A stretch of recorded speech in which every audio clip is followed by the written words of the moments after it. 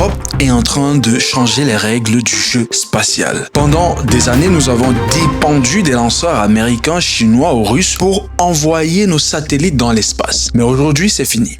L'Union européenne vient d'annoncer le lancement réussi de son propre lanceur spatial indépendant. Un succès historique, une première depuis des décennies et surtout une avancée stratégique majeure. Mais au-delà de la performance technique, bien évidemment, ce lanceur symbolise beaucoup plus la souveraineté technologique, la compétition mondiale et la nouvelle guerre de l'espace qui se dessine. Alors, pourquoi ce lancement est-il important? Pourquoi maintenant et surtout, quelles conséquences pour l'Europe, les grandes puissances et l'avenir du spatial? On va tout décortiquer dans cette vidéo. Pendant longtemps, l'Europe a compté sur les fusées russes Soyouz pour ses lancements. Mais avec la guerre en Ukraine et les tensions géopolitiques, cette option est devenue politiquement et stratégiquement invivable. Ensuite, SpaceX s'est imposé comme une alternative commerciale rapide et fiable. Elon Musk a même révolutionner le secteur avec des fusées réutilisables. Mais faire appel à SpaceX, c'est aussi accepter une forme de dépendance à la technologie américaine. Or, depuis la crise sanitaire, la guerre en Ukraine, la montée des tensions avec la Chine, on parle de plus en plus de souveraineté technologique. Et dans un contexte mondial de plus en plus tendu, cette dépendance devient une faiblesse. Il ne s'agit plus seulement d'une question d'efficacité technique ou de coût, c'est une question de pouvoir, d'autonomie stratégique. C'est pourquoi l'Europe travaille depuis plusieurs années sur un lancement propre, avec un objectif: retrouver sa capacité à lancer ses satellites, ses missions, ses ambitions, sans demander la permission à personne. Et ce jour, je crois, est enfin arrivé.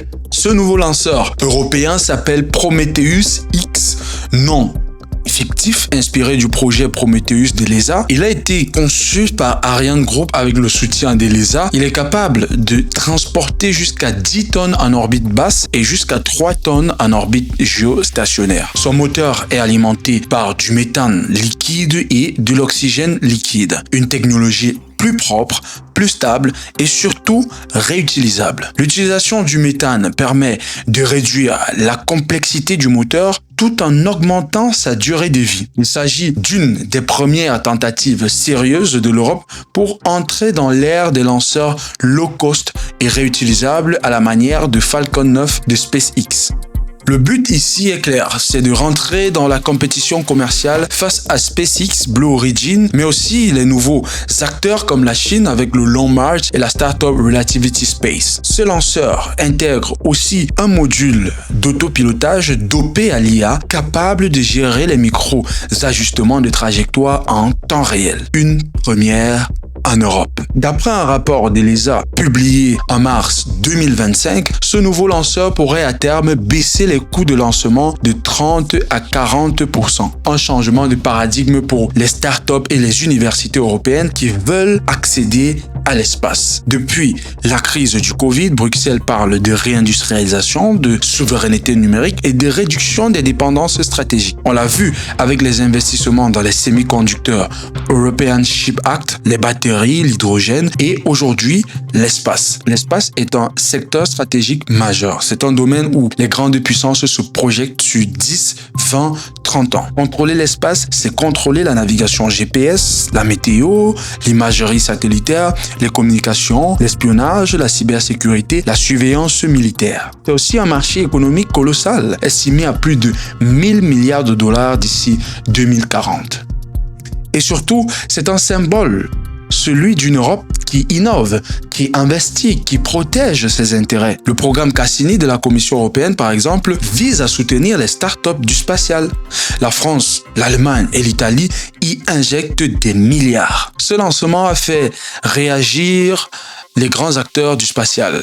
Aux États-Unis, SpaceX reste à l'avant-garde avec plus de 90% de lancements commerciaux mondiaux. Mais ce nouveau lancement européen pourrait créer une dynamique alternative. La NASA, de son côté, a salué cet exploit technique tout en rappelant que la coopération restait préférable à la compétition. La Chine, elle, continue son programme spatial en accélérant la mise en place de sa propre station spatiale et ses missions lunaires. Mais elle voit d'un mauvais œil l'émergence des nouveaux concurrents européens sur le marché des satellites commerciaux. Côté africain, certains pays comme le Maroc, le Nigeria ou le Kenya ont manifesté leur intérêt pour collaborer avec l'Europe sur des programmes d'observation de la Terre ou de connectivité par satellite. L'Europe pourrait ainsi devenir une plateforme de lancement pour les nations qui ne disposent pas encore de leur propre infrastructure spatiale. Mais au final, pourquoi ça vous concerne? Parce que l'espace, aujourd'hui, ce n'est pas de la science-fiction, c'est du concret. C'est la manière dont vous consultez Internet en avion, c'est votre GPS dans la voiture, c'est l'accès à des données agricoles précises, c'est la surveillance climatique, la prévention des catastrophes, la protection des forêts, même la prédiction des épidémies. Avec un lanceur européen